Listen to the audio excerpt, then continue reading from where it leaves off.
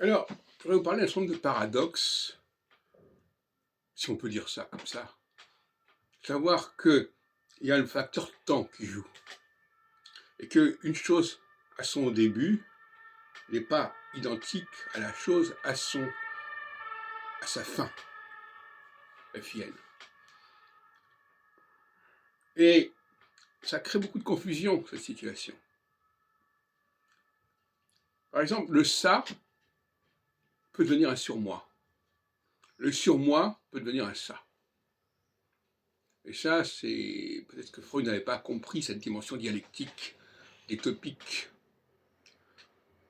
On peut très bien avoir un ça au départ, qui peut faire un peu de n'importe quoi, et avec expérience, avec plus ou moins douloureuse, plus ou moins frustrante, on débouche sur un surmoi. Et on peut avoir un surmoi qui donne une certaine confiance en soi et qui permet certaines audaces, donc de type ça.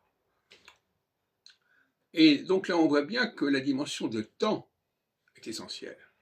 Alors vous savez que astrologiquement, c'est essentiel aussi. Le temps, euh, les choses ne sont pas identiques selon le moment où on les prend. Et souvent, j'ai l'impression que les gens ne savent pas à quel moment on est, à quel moment on se situe. Est-ce qu'on est au commencement de quelque chose ou est-ce qu'on est à la fin de quelque chose?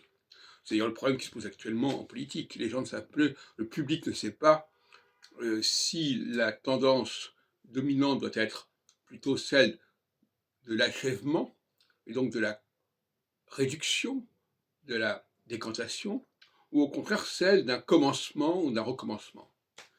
Voilà. Donc finalement, les gens sont assez perdus, et il est essentiel, quand on aborde quelque chose, de savoir à quel moment on se situe. On dit pas de quel point de vue on est, mais à quel moment on se situe dans un processus.